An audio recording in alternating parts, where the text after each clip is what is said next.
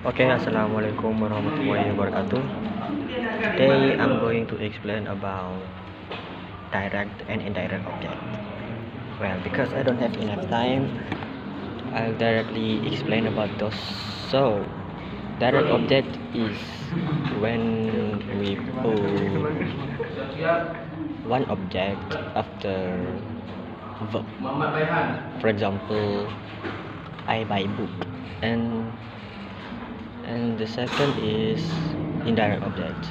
Indirect object is used when we have two objects in a sentence. For example, I buy you a book. Why it is called